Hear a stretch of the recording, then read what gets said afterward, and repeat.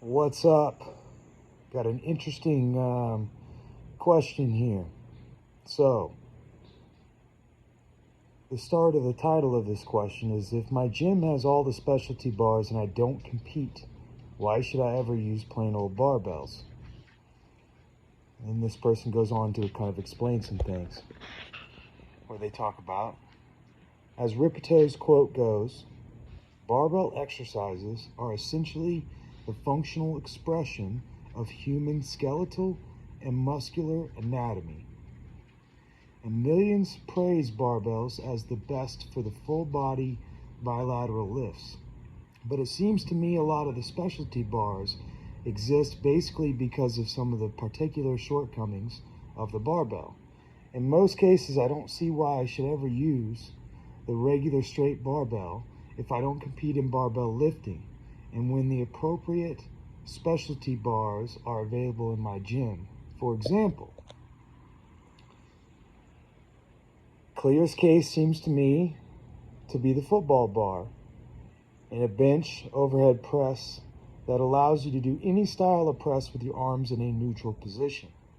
If I have one of these, why should I ever go back to the barbell that forces my shoulder into internal rotation and heightens impingement on both lifts?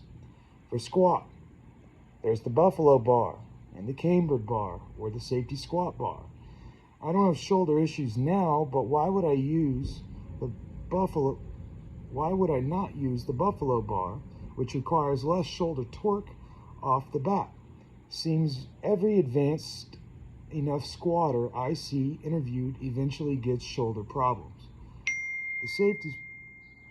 The safety bar goes above and beyond the buffalo bar with the shoulder sparing and provides more core stimulation. Some describe as giving the benefits of a front squat with the bar on your back. So why should I go to the straight bar that torques the shoulder more and provides less core work? A trap bar puts the arms in a better neutral position for shrugs and rows, like the football bar for presses, compared to barbells that put the shoulder in a worse internally rotated position. I think you can get a little bit more range of motion too. I just don't see why you would use a straight bar for these. Deadlifts have a weaker case for not using the barbell than everything so far because the offset stresses the back more. But again, for non-competition purposes, it seems the trap bar better matches the, quote, functional expression of human skeletal and muscular anatomy, unquote. In terms of the bar's natural path and centered weight, and I haven't seen any claims having the weight an inch or so back reduces the carryover to general sports, except probably rowing. But it does reduce spinal shear and presumably injury. Again, a weaker case than the rest, but still some pretty good points for going the trap bar route, full or part-time. Now, I consider myself lucky to have a gym that has all these bars, and they're usually open, and not everyone has the same access. So given that in my case, they are at my disposal and I don't compete, I just don't see any reason to primarily use the straight bar anymore, except for maybe occasional barbell complexes. Am I missing something? No, you're not missing anything. I think this is an interesting topic. I think this goes along to the topic of longevity, and it really goes back into the topic of just becoming a matured lifter. When we're younger and we're not as mature as a lifter, we can get away with more stuff. We're also younger and not as mature, so we're not as smart, and we're doing a ton of more stuff. As we age, the risk of injury, the risk of needing to be a better mover, have better programming, have a better plan, and being more mature as a lifter or an athlete or whatever. So as you get older, the window of risk starts to change, and definitely from when you were younger. So as we get older, we become more susceptible to injury or wear and tear in the mileage. So it's very important to, since when we're young, we're not going to make these quality decisions as well as when we start to get a little bit older. And I'm talking about like getting into your 30s and just having, a decade or 5 years of exercise and a lot of wear and tear on your joints. If you do not compete in a barbell sport or in the sport of like powerlifting, using these other bars, if you have them at your disposal, is perfect. I mean, you really need to be doing this because the game of strength training is about finding what sort of exercise, like, okay, take a press, for example. Most people are just most uneducated personal trainers or beginning personal trainers or coaches are going to say bench press. Let's get a barbell bench press. But we need to think about the person. We need to think about their mileage, how their shoulder works, what else they're doing, all these different things. So if you have access to other bars, other grip variations, dumbbells, just other tools in general to still accomplish the same task, but reduce wear and tear and put you in a more optimal position to maybe have better range of motion, then you are going to recover your tissue. You have a better chance of growing muscle. You have a better chance of actually having power and all these things because your execution of exercise is better and it is better for you. So no, you don't need a barbell and all this stuff. Of course, we can always still go back to a barbell and train with it from time to time. But having these other implements gives us something to switch to when we need, okay? And if you just want to take care of yourself and lift for many, many, many years, you might want to just start taking advantage of those things now. If you're a hardcore lifter, just look at the sport of powerlifting. Look at the best lifters in the world.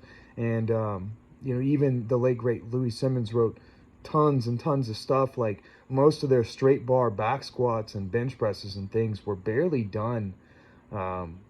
They were just really done like right going into the meet to kind of get the skill and the skill acquisition back down. But most of the stuff was specialty exercises and specialty bars to just always give the body some sort of different variation and different stimulation so that we're not just compounding the same stress over and over and over.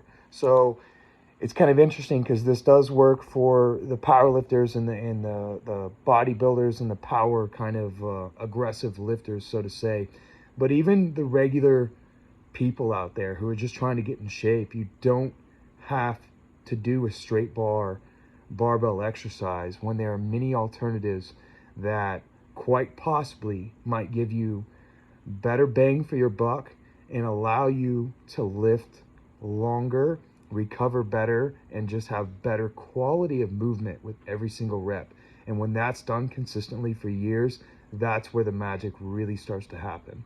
So use a barbell if you want, stagger it in, kind of cycle it in and out to keep your body nice and healthy. Or if you're really just trying to live for longevity, then start to find your pressing exercises, your horizontal pressing exercises, your vertical pressing exercises.